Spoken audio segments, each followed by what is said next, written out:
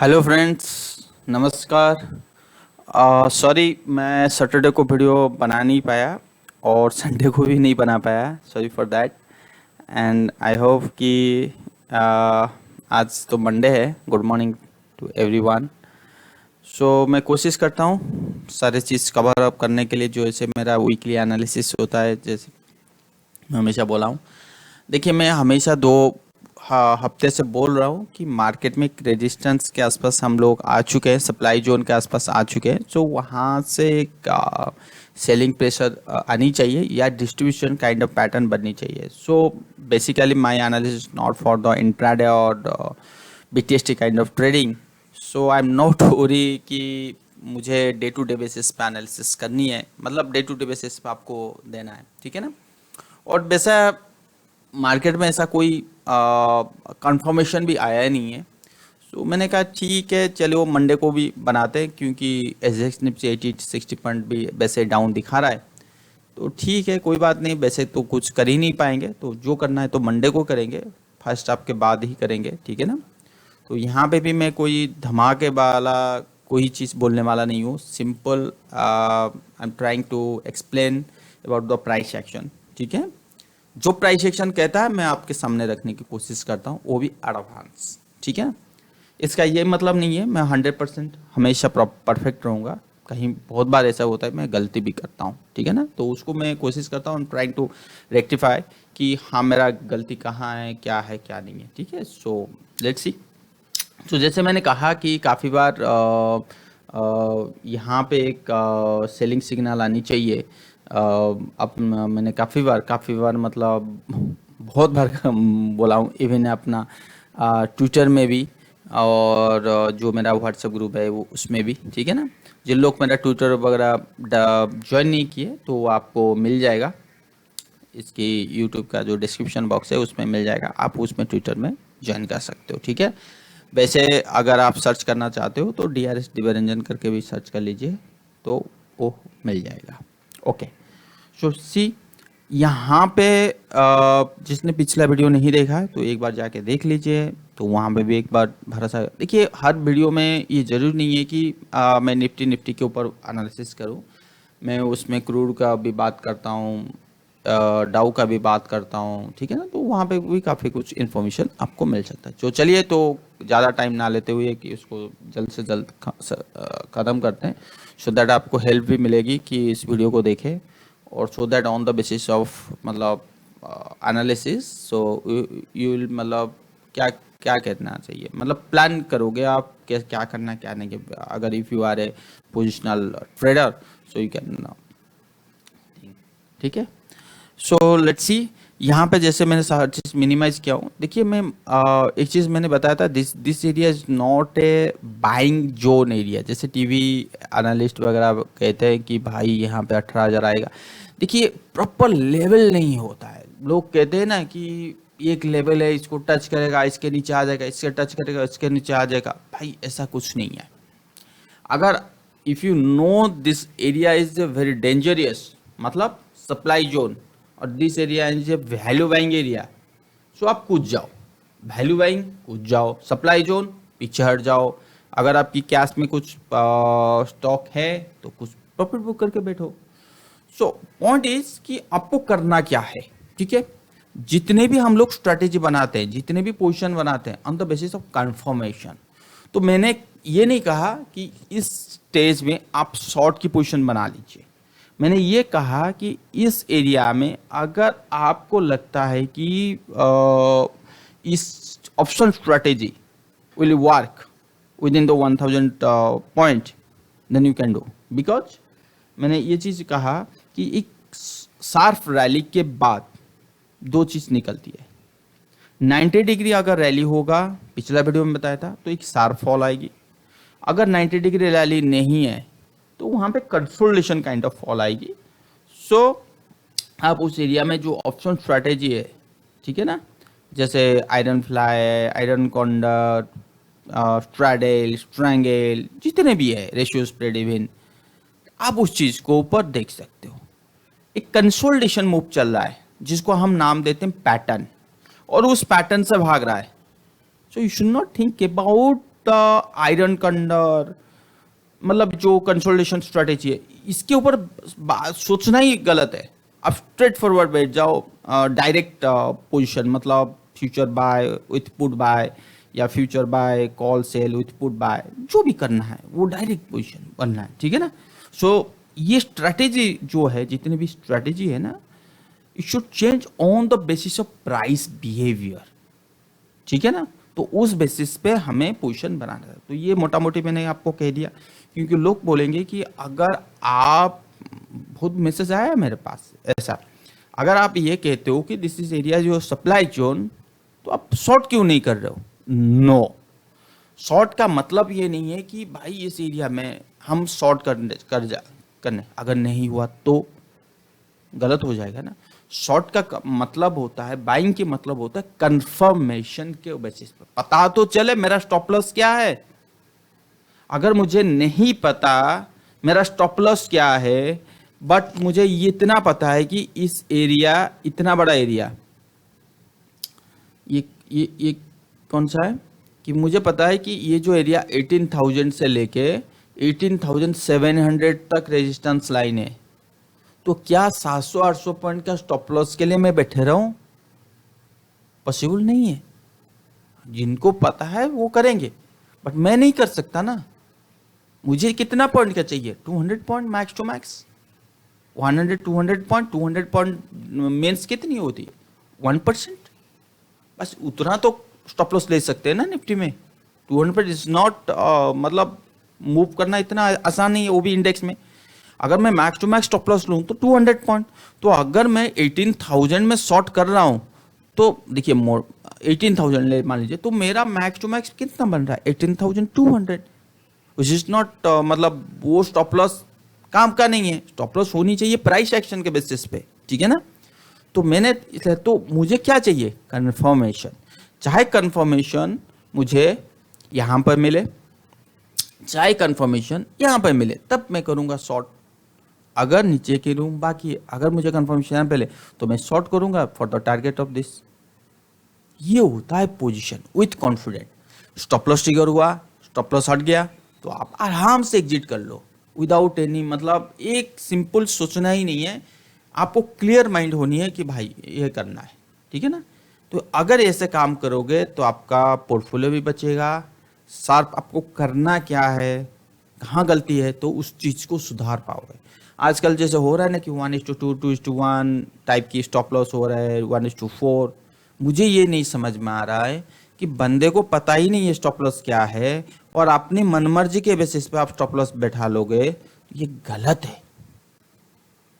ये बिल्कुल गलत है। ये कि 10-20 पॉइंट का स्टॉप लॉस, 40 पॉइंट का टारगेट, जैसे ऑप्शन में वगैरह, भाई मैं तो इसके ऊपर भरोसा नहीं करता। काम कर रहा है ठीक है, कोई बात नहीं, काम कर रहा है, बट हमेशा वो काम नहीं करेगा। अगर आपको पता है कि ये ब्रेकआउट हुआ, ठीक है, ऑप्शन में, और जनरली ब्रेकआउट 15 मिनट के चार्ट या 1 आवर के चार्ट में अगर निफ्टी ब्रेकआउट होती है, तो आराम से कंसोलिडेशन वाला जो 4-5 दिन का कंसोलिडेशन होता है, तो अगर ये जैसी है, ये देखिए कंसोलिडेशन में, तो आपको पता है ये डेली के बेसिस पे, ठीक है ना, ये डेली के बेसिस पे, ये डेली के बेसिस पे, तो ये कंसोलिडेशन हुआ, तो जैसे ब्रेकआउट दिया या ब्रेकडाउन दिया, तो वहां पे आप सोच सकते हो चलो यार 50 पॉइंट का स्टॉप लॉस ले लेते हैं, 100 पॉइंट का टारगेट, या 30 पॉइंट के 20 पॉइंट का स्टॉप लॉस ले लेते हैं, 60 पॉइंट का। तब वो देखिए वो फॉर्मेट अलग है। क्यों? आपने ब्रेकआउट और ब्रेकडाउन के बाद पोजीशन बनाए। अगर मुझे ब्रेकआउट नहीं पता, ब्रेकडाउन ही नहीं पता, उस स्टेज में जो 20 पॉइंट की स्टॉप लॉस, 30 पॉइंट का टारगेट, 50 पॉइंट के टारगेट, या 50 पॉइंट का स्टॉप लॉस, 100 पॉइंट का टारगेट, ये गलत होगा। ये हमेशा फार्मूला गलत है, ठीक है। या उसको ऐसे कर सकते हो, देखिए हर चीज को समझना बहुत जरूरी है। जैसे ये सप्लाई जोन है, इसको पार नहीं किया, इसको पार नहीं किया, ठीक है ना, इसके ऊपर क्रॉस नहीं हुआ, तो जैसे जैसे नजदीक आया, जैसे ये नजदीक आया, ठीक है, आप यहाँ पे शॉर्ट कीजिए, ये जो एरिया है इसका स्टॉप लॉस ले लीजिए, which you can easily manageable. ये क्राइटेरिया आपके दिमाग में होनी चाहिए। क्या जो पिछला हायर लो है, लोअर लो लोअर हाई है, sorry lower low lower high है, तो उस एरिया का स्टॉप लॉस ले लीजिए। अगर वो ट्रिगर हो गया तो चलिए हट जाइए। अगर ट्रिगर नहीं हुआ तो बढ़िया वाला प्रॉफिट आएगा। अगर आपको लग रहा है कि यहाँ से 200 पॉइंट की मूव आ सकती है तो 100 पॉइंट की स्टॉप लॉस लीजिए। अगर आपको लग रहा है नहीं यार 200 पॉइंट की तो मूव नहीं आएगी, पता नहीं कि आएगी नहीं आएगी, 50 पॉइंट की तो आएगी मिनिमम, तो बहुत बढ़िया है, तो इसके आसपास स्टॉप लॉस ले लीजिए। तो ठीक है, तो ये चीज़ आपको करना है। तो इसको कैसे लेना है डेली में? तो डेली में जाके इंट्राडे जैसे 1 घंटा 15 मिनट में कहीं इसके आसपास, इस एरिया के आसपास आपको बियर कैंडल दिखाई दे तो तभी शॉर्ट पोजीशन बना लीजिए और आपको स्टॉप लॉस करना है। ये चीज़ आपको करना है। तो ये चीज़ जो मैंने कहा ना, ये नीट एंड क्लीन आपको करना क्या है आपको पता है, ठीक है। तो इस चीज़ को ऊपर ध्यान दीजिएगा, क्योंकि ये एनालिसिस डजंट मीन कि आपने तो शॉर्ट बोल रहे हो यहाँ पे नीचे गिरेगा, जो बंदा शॉर्ट कर रहा हूँ, तो फिर कह रहे हो कि यार कि पोजीशन नहीं बनानी चाहिए। ये क्या है, ये पागलों की तरह बात कर रहे हो? नहीं, ये चीज़ क्लैरिटी है। एक होती है व्यू, और जो हम लोग पोजीशन बनाते हैं वो होता है कंफर्मेशन के बेसिस पे बाइंग करना या सेलिंग करना है, ठीक है ना, ये चीज़ करना है। ओके, सो स्प्रेड किया था मैंने पिछले हफ्ता, मैंने स्प्रेड किया था वो जो मंथली एनालिसिस का, तो मुझे पता था कि इसके ऊपर मार्केट जाना थोड़ा सा मुश्किल है, और इतनी शार्प रैली आया है मार्केट में, तो बनता है कि थोड़ा सा करेक्शन आए। मैं शार्प फॉल की बात बिल्कुल नहीं कर रहा हूँ। तो 18,500 400 तक सेफ हो, तो 17,500 400 तक सेफ हो एटलीस्ट, तो उस बेसिस पर स्प्रेड बना लीजिए। आज समझ में आया? चलिए बात करते हैं। तो ये एक सप्लाई जोन है, मैंने काफ़ी बार कहा था कि आप अपनी पोजीशन जो है थोड़ा सा हल्का कर लीजिए, उस बेसिस पे फिर नीचे आएगा तो पोजीशन में। और दूसरा चीज़ कहा था कि वीकली कैंडल देखिए, जैसे इस बार जो वीकली कैंडल है क्या है, डोजी बनाया है, ठीक है ना, एक वन काइंड ऑफ डोजी। सो ये जो डोजी है ये कहाँ पे बना, ये देखिए डोजी, ये देखिए kind of bearish engulfing candle, ठीक है ना। ये डार्क क्लाउड कवर टाइप का है, ठीक है। डार्क क्लाउड कवर तो प्रॉपर तो नहीं कह सकते, क्योंकि 50% के नीचे क्लोज होनी चाहिए, फिर भी है। उसके बाद ये कंफर्मेशन दिया और यहाँ पे कंटिन्यूस सेलिंग पैटर्न मिला, तो यहाँ से कंफर्मेशन मिला। तो ये चीज़ें क्या कह रहा है कि भाई यहाँ पे सप्लाई जोन है, ये देखिए सप्लाई जोन, और अगेन वी गॉट है डोजी काइंड ऑफ कैंडल। सो जो हमारा वीकली था एक हायर हाई बना था, तो अभी के मामले में अभी के हमारे लिए कौन सा इंपॉर्टेंट लेवल इंपॉर्टेंट है इस हायर हाई को तोड़ने के लिए? जो करेंट कैंडल है, देखिए ये जो सिंपल एनालिसिस है, मैं हमेशा अपनी जो ट्रेनिंग पीरियड होता है, मैं आपको ये चीज़ बता दिया अभी कि ट्रेनिंग पीरियड यही चीज़ बताता हूँ सर जी, यही चीज़ बताता हूँ, थोड़ा सा ज़्यादा होगा अलग होगा, बट यही चीज़ सिंपल वे में बताता हूँ कि देखिए मार्केट अगर आपका वीकली हायर हाई बना रहा है और पिछला लो को ब्रेक नहीं कर रहा है, तो आप उसको रेस्पेक्ट दीजिए। जिस दिन ब्रेक किया उसके बाद सोचिए कि हाँ भाई यहाँ पे फॉल होगा या कंसोलिडेशन होगा, तब सोचिए, ठीक है। अब इसके ऊपर क्या क्रसर रखिए, देखिए लो क्या है, यहाँ पे लो लिखा है 17,710, मतलब 17,700 के नीचे अगर गया तो फिर तो दिक्कत है। अगर इसके नीचे क्लोजिंग हुआ वीकली के बेसिस पे तो फिर तो और ज़्यादा दिक्कत है, ठीक है ना। तो फिर ये जो बड़ी वाली मूव थी, इस बड़ी वाली मूव में सबसे ज़्यादा क्या आ गया, क्वेश्चन मार्क आ गया। यहाँ पे क्वेश्चन मार्क कि यहाँ पे फॉल होगा या कंसोलिडेशन होगा। तेजी का स्लो हो गया, जो पोजीशन है तेजी वो खत्म हो गया, स्लो हो गया। तो यहाँ पे सप्लायर आ गए, यहाँ पे सेलर आ गए, तो ये सारी चीज़, ठीक है ना, सप्लाई जोन जिसको कहते हैं। ओके, तो ये चीज़ आपको समझ में आ गया। अब यह हमें पता चल गया कि 17,700 क्रूशियल जोन है। अगर इसको मेंटेन करके ऊपर लेके जाना है, जैसे मैंने काफ़ी बार ट्विटर में आया था, ऑल टाइम हाई दिखेंगे, ये करेंगे सोशल मीडिया। अब देखो 80.670 पर डाउन हुआ, तो टीवी अभी मैंने टीवी खोला तो टीवी में वही दिखा रहा है कि अभी ये आ गया वो आ गया डॉलर के बेसिस पे। मैंने कितने का कि जब 105 104 था डॉलर, तभी भी कहा था कि भाई डॉलर यहाँ से बढ़ेगा ही बढ़ेगा। क्यों कहा था? ये प्राइस एक्शन। ऐसे होता ही नहीं है कि मनमानी कर ले। प्राइस एक्शन में कौन है? फंडामेंटल वाले हैं, टेक्निकल वाले हैं, हर चीज़ वाले हैं, ठीक है ना। तो प्राइस को देख अगर आप पढ़ लोगे तो प्राइस समझ जाओगे कि इसकी बिहेवियर क्या होनी चाहिए आगे की तरफ। एटलीस्ट 60% तो पता लग जाएगा, 50-60% पता बहुत है। मैं ये बात नहीं कर रहा हूँ कि 100% हमें पता चले, ठीक है। और इसको अगर मैं वो करता हूँ डेली चार्ट में मूविंग एवरेज, तो मूविंग एवरेज इज शोइंग कि हाँ अभी भी बुल है। तो जो मोटा मोटी मुझे दिखा रहा है कि यहाँ पे एक गैप है, ठीक है ना, 17,500, तो वहाँ पे भी टच कर सकता है, और उससे ज़्यादा 17,350। तो कहने का क्या मतलब है कि मार्केट अगर फॉल हुआ, जैसे ये बेयरिश एंगल्फिंग कैंडल, ठीक है, मार्केट इससे नीचे फॉल होता है तो 77,700 के नीचे जाता है, तो हो सकता है कि यहाँ पे आए इस एरिया में और यहाँ पे कंसोलिडेशन करके एक झटका ऊपर की तरफ लेके जाएगा। मैंने कहा ना कि ये क्या है, कंसोलिडेशन काइंड ऑफ तेजी है, ये 90 डिग्री काइंड ऑफ तेजी नहीं है। तो इसका मतलब मुझे एक कंसोलिडेशन डिस्ट्रीब्यूशन पैटर्न मिलने वाला है आने वाले टाइम पे। मुझे कोई ये नहीं है कि यहाँ पे एक फ्री फॉल टाइप की ट्रेंड मिलेगा, तो उस बेसिस पे आप अपनी पोजीशन बना सकते हो, ठीक है ना। और अगर मैं, हाँ दूसरी चीज़, जैसे काफ़ी लोग ट्विटर में देखिए, ये मैंने कहा था ये क्वार्टरली का हाई है, क्वार्टरली हाई, ठीक है ना, क्वार्टरली हाई समझ जाइए, कोई छोटी चीज़ बात नहीं है, बहुत बड़ी बात होती है। और दूसरी चीज़ मैंने कहा कि यहाँ पे देखिए लोग काफ़ी ट्विटर देखो, यहाँ पे ट्रेंड लाइन को ड्रॉ किए, ये ब्रेकआउट आया और ये ऊपर, देखिए ये ऐसे ब्रेकआउट होता ही नहीं है, मैं इसको काफ़ी ऐसे ब्रेकआउट मानता ही नहीं हूँ। ब्रेकआउट का जो फंडा है थोड़ा सा अलग है, तो प्राइस एक्शन के थ्रू, ठीक है। अच्छा, तो मुझे पता था कि यहाँ पे एक ओवरलैपिंग आएगा, कंसोलिडेशन आएगा, फिर आएगा, तो हो सकता है ये कंसोलिडेशन ऐसे चले या ये कंसोलिडेशन थोड़ा सा और नीचे आए, लेट्स सी। तो आई एम एक्सपेक्टिंग कि 50% का एक करेक्शन आने वाली है, मतलब ये जितने भी तेजी हुआ है, लेट्स से ये अगर हाई है तो मोटा मोटी हमें 50% की करेक्शन, मतलब 16,500 600 से लेके यहाँ पे एक रेजिस्टेंस है ना 16,700, तो मोटा मोटी मैंने कहा पिछले वीडियो में भी वही कहा था कि 16,600 से 16,700 तक करेक्शन में देख रहा हूँ, प्रॉफिट बुकिंग काइंड ऑफ देख रहा हूँ। सो वो चीज़ पता लगेगा, ठीक है। और ये करीब करीब एक महीने से ऊपर चलेगा, ये 2 महीने के रैली के बाद, ये 1 महीने, तो उसके बाद ही ट्रेंड होगा। दूसरी चीज़, और एक चीज़ मैंने कहा ट्विटर में लिखा कि इट्स इन ओवरबॉट जोन। क्या मैंने कहा कि ये ओवरबॉट जोन में खड़ा है। लोग कहते हैं कि यार ओवरबॉट ओवरसोल्ड होता ही नहीं है, 60-70 को लेके रटा मारते हैं, ठीक है ना, 40-30 को लेके रटा मारते हैं। चीज़ों को समझना पड़ेगा।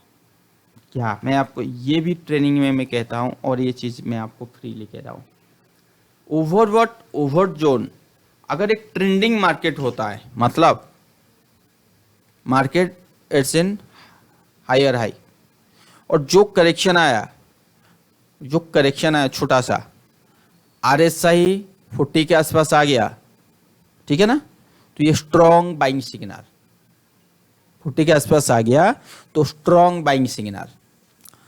एक ट्रेंडिंग जोन में है तो RSI 60 के ऊपर जाएगा, RSI 60 के ऊपर जाएगा। It's not A oversold zone, A overbought zone, sorry, it's not A overbought zone. क्यों? क्योंकि इट्स ए ट्रेंडिंग मार्केट, तो ट्रेंडिंग मार्केट में RSI हमेशा ओवरबॉट रहेगा। 60, 70, 80, 90 तो काफ़ी ज़्यादा बढ़ा गया, फिर भी थोड़ा बहुत करेक्शन होगी जब तक ट्रेंड में क्वेश्चन मार्क ना आ जाए। जैसे ये अभी ट्रेंड में क्वेश्चन मार्क आने वाला है, तब तक ओवरबॉट जोन मेंटेन करता रहेगा। लाइक ओवरसोल्ड के लिए वही है फंडा है। तो अगर एक छोटा सा करेक्शन आएगा ट्रेंडिंग मार्केट, ठीक है ना, हायर हाई में, और RSI आ गया 40 में, तो ये वैल्यू बाइंग मतलब फॉर ट्रेडर के लिए है। क्यों? क्योंकि ट्रेंडिंग मार्केट के बाद एक छोटा सा करेक्शन है और RSI 40 में आ गया, तो बिना सोचे ये it's a oversold zone, buy कर लीजिए, ठीक है ना। ये एक है। तो आप डाउनफॉल के लिए भी ऐसे ही देख सकते हैं। यहां पे आपको क्या दिख रहा है? It's purely lower low lower high pattern, it's not a higher high higher pattern. तो lower low lower high pattern को हायर हाई करने के लिए क्या करना है? इसको ऐसे ही चलेगा ना प्राइस की बिहेवियर, इसके अलावा तो कुछ हो ही नहीं सकता, तभी हायर हाई बनेगा। तब जाके इसके जो लोअर लो ट्रेंड है तब जाके चेंज होगी, ठीक है ना। अब हमारे पास क्या है, ट्रेंड क्या है, मतलब अगर ये जो मैं बता रहा हूँ हायर हाई हायर जो ट्रेंड है, लोअर लो लोअर हाई, तो इसका मतलब अगर आपका आर एस आई 70 के ऊपर होता है, 60-70 के ऊपर होता है, तो थोड़ा सा केयरफुल हो जाइए। अब आर एस आई कितना है, अब आर एस आई कितना है, 84 गया था, छोटी चीज नहीं है, ठीक है ना। तो ये जो छोटी छोटी कंसेप्ट है इसमें कोई मतलब साइंस की जरूरत नहीं है, छोटी कंसेप्ट है, ठीक है ना।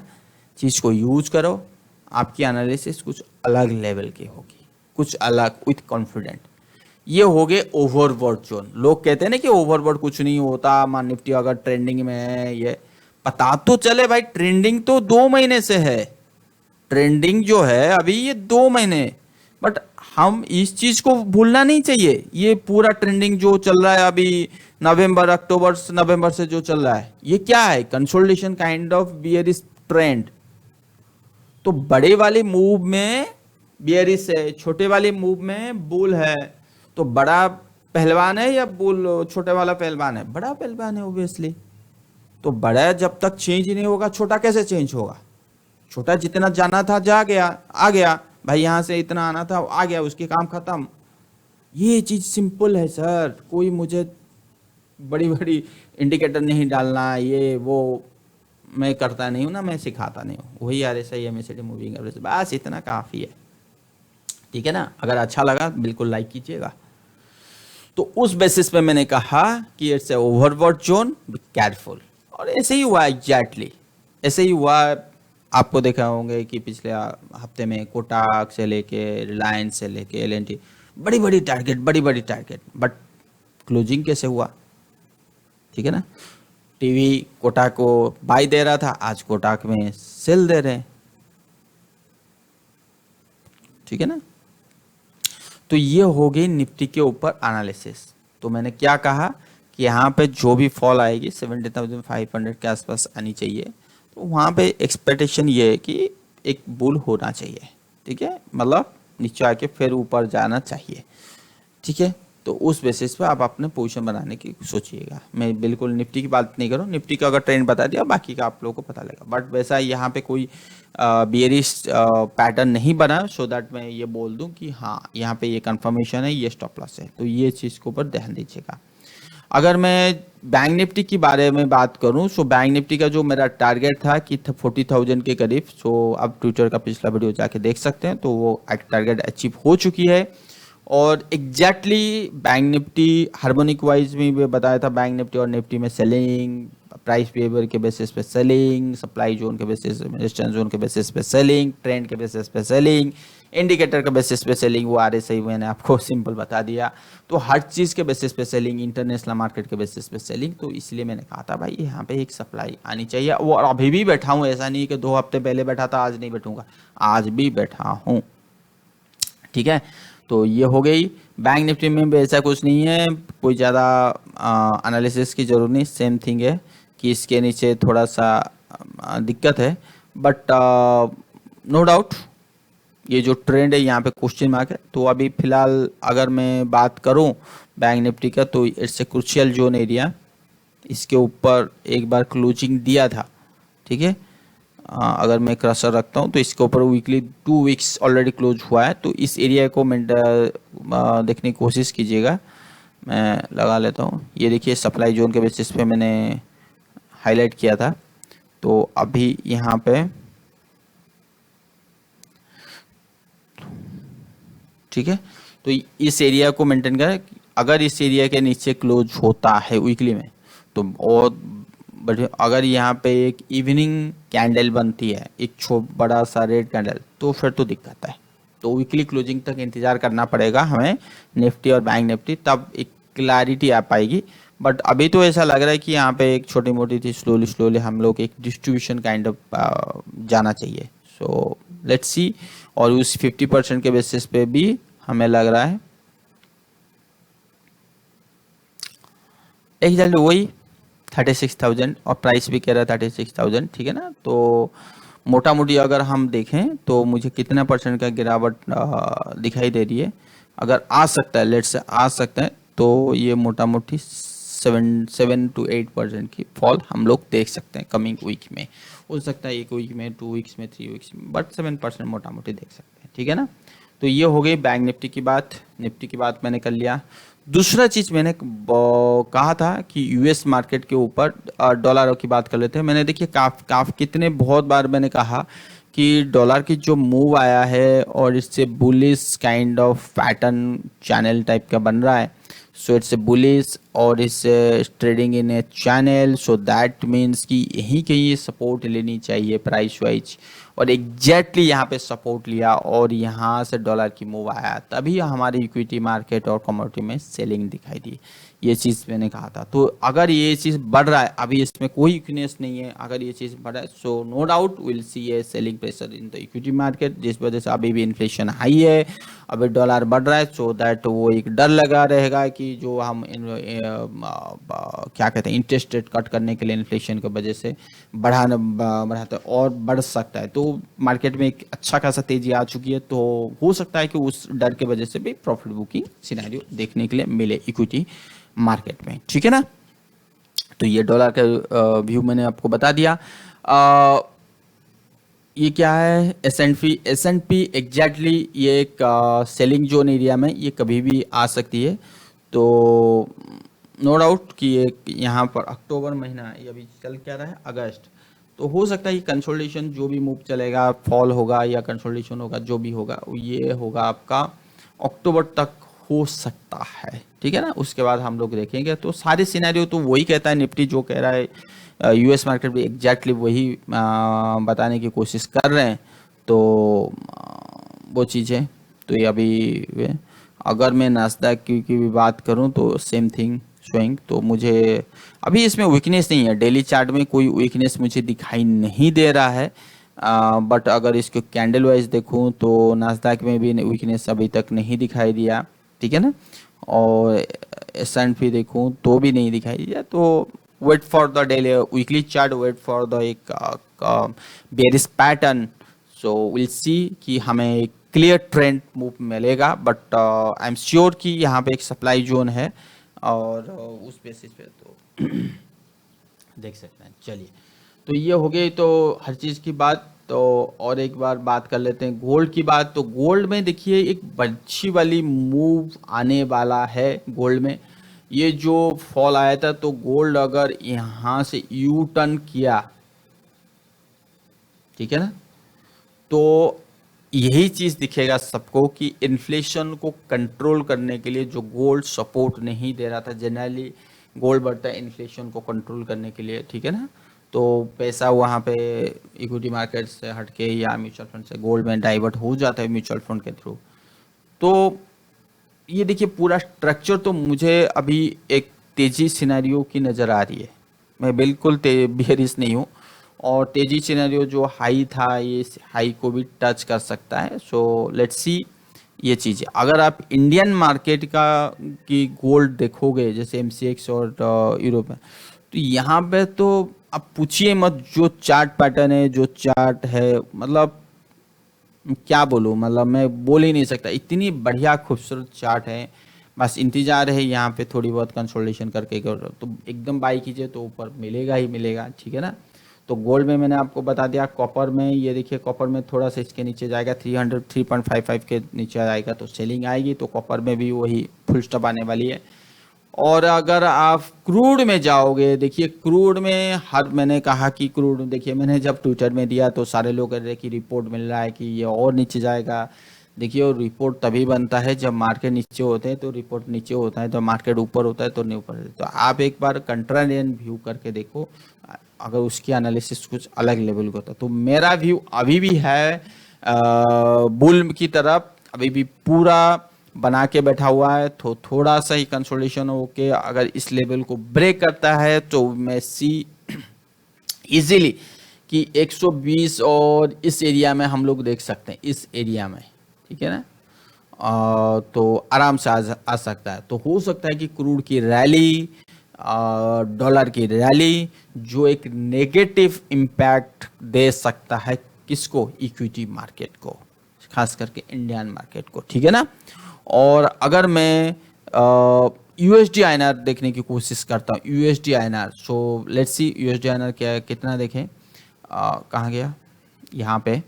तो यूएसडी आईएनआर देखिए क्या बढ़िया ब्रेकआउट है सर जी, क्या बढ़िया ब्रेकआउट है। अगर मैं यहाँ पे तो कंफर्टेबल हाँ हूँ, और इस यहाँ पे मैं 81 की एक्सपेक्ट कर रहा हूँ, तो एक बार इस लेवल को आने दीजिए। तो देखिए रुपी वीकनेस, अगर क्रूड में तेजी हुआ तो फिर तो इंडियन मार्केट गिरेगा। जो चिल्ला रहे थे कि अब तो गिरेगा नहीं, बाय कर लो, मौका नहीं मिलेगा, सर जी हमेशा मौका देता है, हमेशा मार्केट मौका देता है, बस आपको पहचानने की जरूरत है, ठीक है ना। तो यहाँ पे भी एक बेयरिश काइंड ऑफ सिचुएशन मिल चुकी है।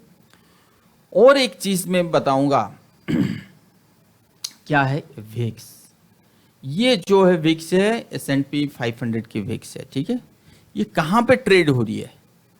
ये हो रही है जहां पे एक मैं ट्रेंड लाइन ड्रॉ किया, तो ये सपोर्ट जोन के आसपास ट्रेड हो रहा है, which is not a good thing. कभी भी भूचाल आ सकता है। विक्स का तेजी मीन्स भूचाल, पैनिक, इतना समझ लो।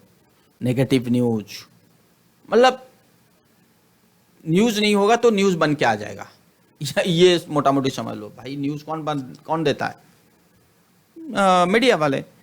अगर मार्केट में 500 पॉइंट की फॉल आ गया निफ्टी में, सिंपल निफ्टी की बात कर रहा हूँ, ठीक है ना, और यूएस मार्केट में 2-3% की फॉल आ गया, उठा लेंगे कोई रिपोर्ट, भाई इसके खराब आया, ये आया, वह आया, तो इंटरेस्ट रेट बढ़ेगा, और ये आपका जो क्या कहते हैं रेटिंग वगैरह घटेगी, तो ये सारे न्यूज़ आ जाएगा, जिस वजह से मार्केट गिर रहा है और विक्स बढ़ेगा। बट इस चीज़ को हम देखने की कोशिश नहीं कर रहे हैं कि भाई विक्स जो है ऑल टाइम, तो मैं ये बिल्कुल नहीं कह रहा हूँ विक्स जब भी ऑल टाइम लो, मतलब अपने सपोर्ट जोन के आसपास आता है तो एक नेगेटिव न्यूज आएगा, नहीं। ये बिहेवियर कहता है, इस टाइप की जो प्राइस बिहेवियर। तो आपने भी देखा होगा, आप बोलोगे अच्छा ये तो ऑल टाइम काफ़ी दिन तक चला, ऐसा तो कभी हुआ ही नहीं कि वहाँ पे नेगेटिव नहीं। ये यहाँ पे जो बिहेवियर है, यहाँ पे जो प्राइस की बिहेवियर है विक्स का, और यहाँ अभी जो करेंटली में बिहेवियर है, दोनों में फ़र्क है। जब तक आप प्राइस के अंदर नहीं घुसोगे तब तो समझना मुश्किल है। ये बिहेवियर कहता है कि आपको कोई नेगेटिव न्यूज़ नहीं आने वाला, अगर आएगा तो वो डिस्काउंट होगा या वो चला गया। बट यहाँ पे कहता है कि नेगेटिव न्यूज़ आएगा, तो अगर आया तो ये एक इफेक्ट करेगा मार्केट को, और ये रहेगा मार्केट में नेगेटिव, ठीक है ना। तो ये एक डरने की बात है, ठीक है। अगर आप इंडिया विक्स की बात करो, अगर आप इंडिया विक्स की बात करो, तो ये कहाँ पे क्या कर रहा है, ये एक सपोर्ट जोन के आसपास है। मैं तो अगर इसके ऊपर गया तो फिर तो कैन एक्सपेक्ट कि भाई एक बड़ी वाली विक्स देख सकते हैं, ठीक है। तो चारों तरफ से तो यही कह रहा है, आगे मुझे नहीं पता, चारों तरफ से, ठीक है ना। तो जितना दिखाना था मैंने आपको दिखाया, जितना समझाना था समझाया, वो भी क्लियर कट। तो नेगेटिव क्यों हूँ, क्या हूँ, रीजन के साथ बताया।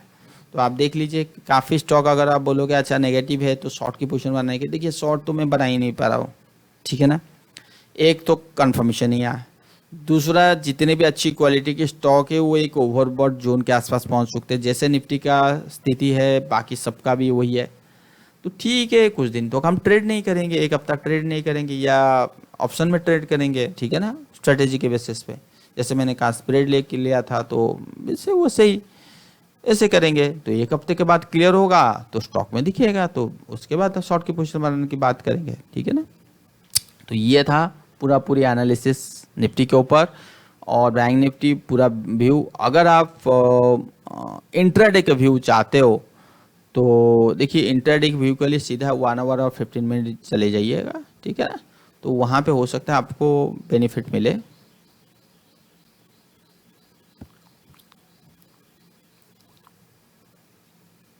ओके, सो बेनिफिट मिले। तो यहाँ पे भी एग्जैक्टली वही चीज़ करें। यहाँ पे मुझे कोई एक 1 आवर चार्ट में भी कोई मतलब स्ट्रॉन्ग सेलिंग सिग्नल नहीं दिखाई दे रहा है। अगर 100 पॉइंट गिर गया तो ये काइंड ऑफ पैनिक होगा कि यूएस मार्केट में आपका डिस्काउंट चल रहा है, यूएस मार्केट में सेलिंग चला है यूएस फ्यूचर में, तो उस वजह से दिख रहा है। बट मैं नहीं मानूंगा।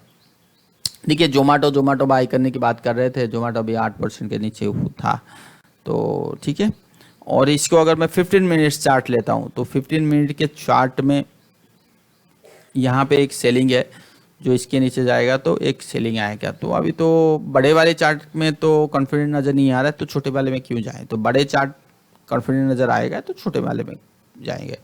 तो अभी अगर आप बात करोगे घंटे 15 मिनट, तो मैं बोलूँगा कि थोड़ा सा सावधान हो जाइए।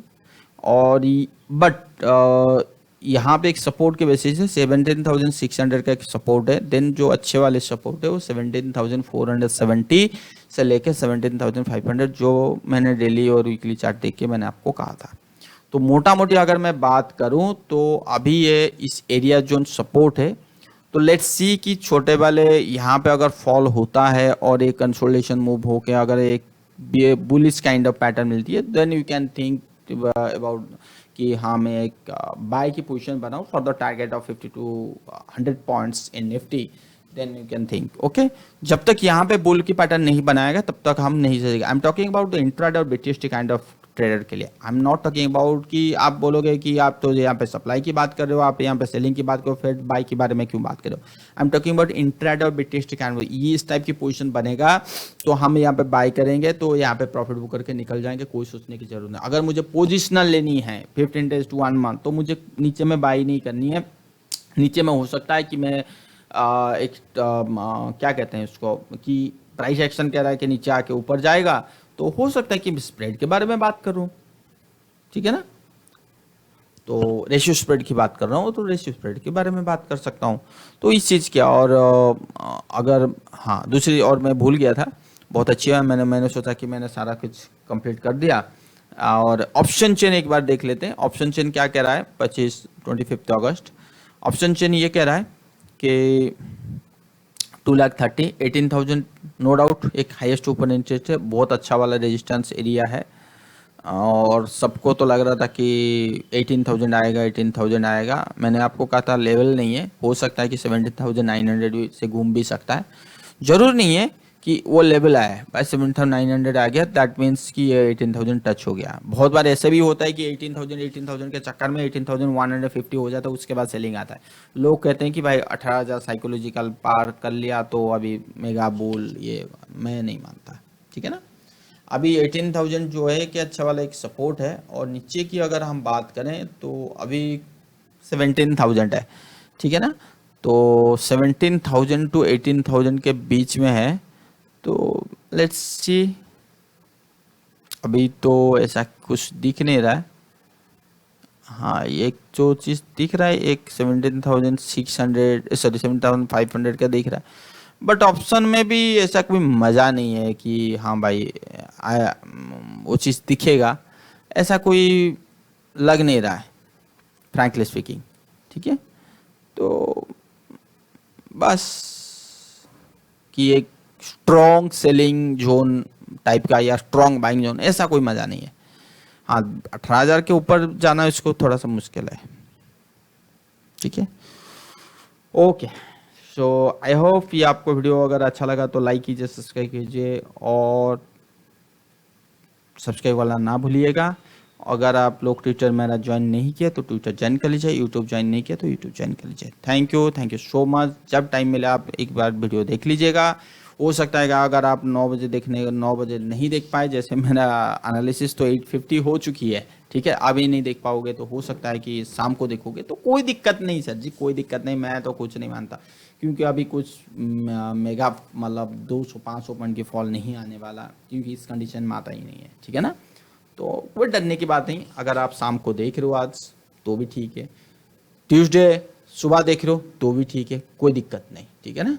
चलिए बाय बाय, सी यू।